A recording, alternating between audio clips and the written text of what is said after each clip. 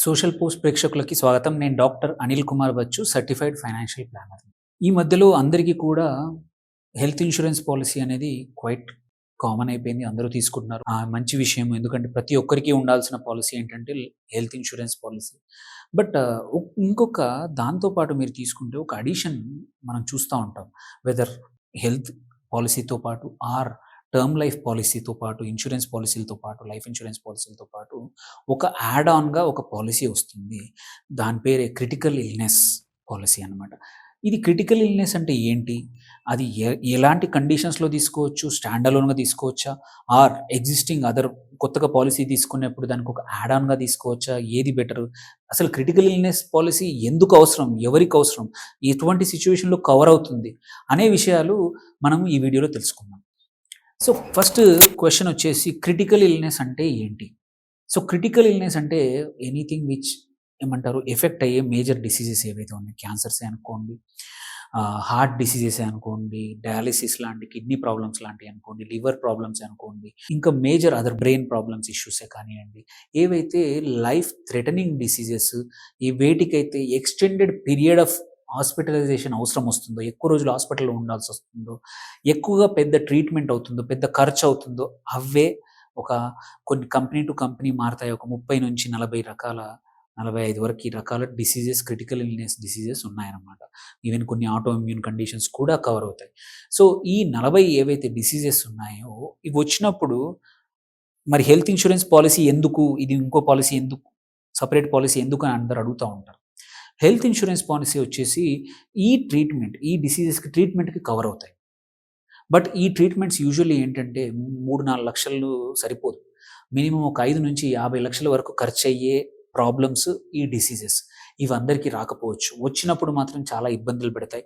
మన health insurance policy exhaust అయ్యే అవకాశాలున్నాయి. చేతి నుంచి డబ్బులు పడాల్సిన అవసరం వస్తుంది. అండ్ మోస్ట్ ఇంపార్టెంట్‌లీ ఈ పర్పస్ ఆఫ్ ఈ పాలిసీ ఏంటంటే, ఆ టైంలో మనము ఎటువంటి ఆఫీస్ పని కానీ, బిజినెస్‌లో కానీ మనము స్పెండ్ చేయలేము. టైం స్పెండ్ చేయలేము.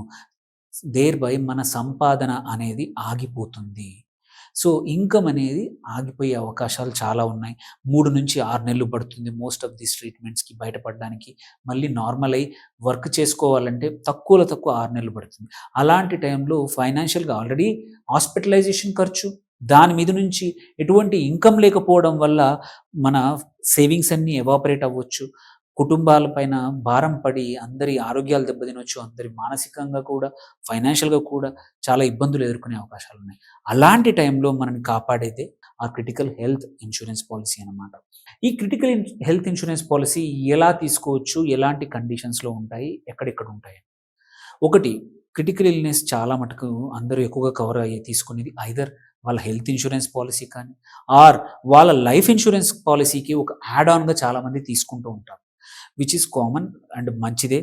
మీకు ఆల్రెడీ ఒక టర్మ్ పాలిసీ ఒక 1 క్రోర్, 2 క్రోర్స్ ఉందంటే 10%, 20% వరకు చాలామంది ఆప్షనల్‌గా critical health or critical insurance, life insurance తీసుకుంటారు. దీనివల్ల అడ్వాంటేజ్ ఏంటంటే, మనిషికి ఏమి కాకపోయినా ఈ డిసీజెస్ వస్తే చాలు దానికి తీసుకున్న amount upon diagnosis, one important feature ఏంటంటే క్రిటికల్ ఇల్‌నెస్‌కి, రెగ్యులర్ హెల్త్ ఇన్స్యూరెన్స్‌లో నువ్వు హాస్పిటల్‌లో అడ్మిట్ అయ్యి ట్రీట్మెంట్ తీసుకున్నాక ఐదర్ హాస్పిటల్‌కి డబ్బులు డైరెక్ట్ కడుతుంది ఇన్స్యూరెన్స్ ప్రీమియం కంపెనీ, ఆర్ నువ్వు కట్టిన చూపించినాక రీయింబర్స్‌మెంట్ ద్వారా గాని నీకు డబ్బులు వస్తాయి రెగ్యులర్ హెల్త్ ఇన్స్యూరెన్స్ పాలిసీలో.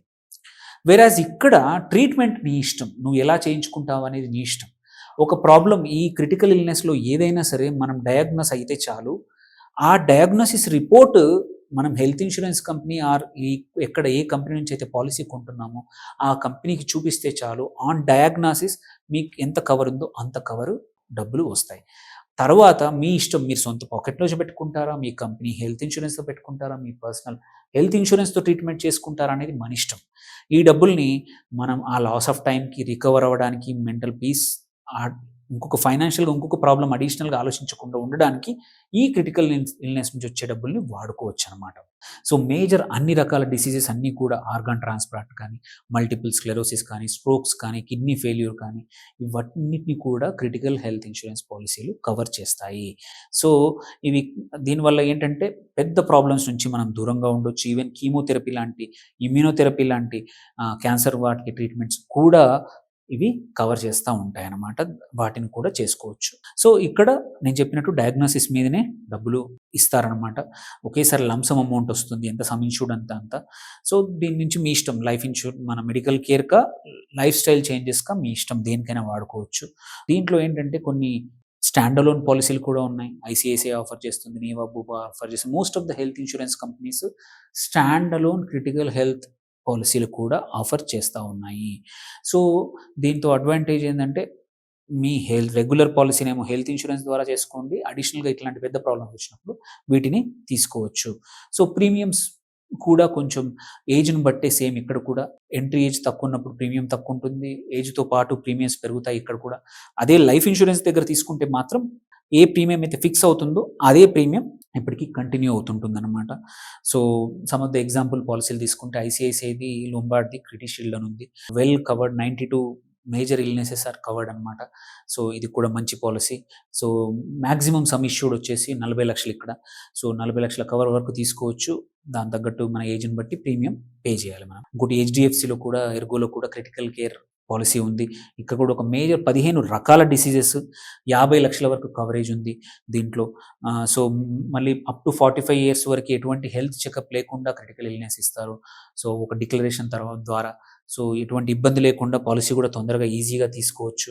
నీవా, భూపాల కూడా ఉంది క్రిటికేర్ పాలిసీ అని. ఇక్కడ కూడా ఒక 20 రకాల డిసీజెస్ అప్ టు 2 క్రోర్స్ వరకు కూడా మనము క్రిటికల్ ఇల్‌నెస్ నీవాలో తీసుకోవచ్చు. కాపోతే ఇక్కడ కంపల్సరీ మెడికల్ చెకప్ అనేది వాళ్ళు తీసుకొనే ఇస్తారు పెద్ద అమౌంట్ ఇచ్చినప్పుడు. సో, ఆప్షన్స్ చాలా ఉన్నాయి. క్రిటికల్ ఇల్‌నెస్ పాలిసీ ఇప్పుడు కరెంట్ హెల్త్ ఇన్‌ఫ్లేషన్ ఉన్న టైంలో, మళ్ళీ ఇట్లాంటి పెద్ద పెద్ద ప్రాబ్లమ్స్ వచ్చినప్పుడు మన ఆస్తులు అమ్ముకునే అవసరం కూడా వస్తుంది. వాటిని తప్పించాలంటే పెద్ద ప్రాబ్లమ్ ఎవరికైనా రావచ్చు. సంపాదించే వారికి కావచ్చు, ఫ్యామిలీ మెంబర్‌కి వచ్చినా సరే. ఒక్కసారి ఇట్లాంటి మేజర్ ఇల్‌నెస్‌లు వస్తే ఏంటంటే ఇంట్లో ఉన్న అందరికీ కూడా ఇబ్బందులుంటాయి. ఓకే. ఎవరికీ ఇబ్బందులు రాకుండా ఉండాలంటే ఇట్లాంటి ఒక క్రిటికల్ హెల్త్ పాలిసీ తీసుకోవడం వల్ల మన మేజర్ ప్రాబ్లమ్స్ వచ్చినప్పుడు ఇవన్నీ కవర్ అయ్యి మనకు సేఫ్‌గా ఉంటాము. అండ్ ఎ మళ్ళీ రికవరీ అయ్యి తొందరగా మళ్ళీ మన సంపాదన గాని, మన జాబ్ కానీ, మన బిజినెస్ కానీ రికవర్ చేసుకోవచ్చనమాట. ఇక్కడ కూడా ఏందంటే అయినంత వరకు అన్ని డిక్లరేషన్స్ ఇవ్వండి. ఎటువంటి ఇన్ఫర్మేషన్ హైడ్ చేయకుండా పాలిసీ తీసుకోవడం మంచిది. ఎంత తొందరగా తీసుకుంటే అంత మంచిది. అండ్ ఇంపార్టెంట్ చూడాల్సిందంటే up to what age cover అవుతుందనేది ఇంపార్టెంట్. అది చూసుకొని మనకు అవసరమున్నంత అమౌంట్ తీసుకోండి. ఏమైనా క్వెషన్స్ ఉంటే కామెంట్ చేయండి. మీ హెల్త్ ఇన్స్యూరెన్స్ అడ్వైజర్‌ని మాట్లాడండి. ఆర్ మీ లైఫ్ ఇన్స్యూరెన్స్‌తో అడ్వైజర్‌తో మాట్లాడి మీరు తీసుకోబోయే టర్మ్ పాలిసీకి క్రిటికల్ ఇల్‌నెస్ పాలిసీ యాడ్ చేసుకోండి. Thank you for watching. Signing off doctor Anil Kumar Bachu.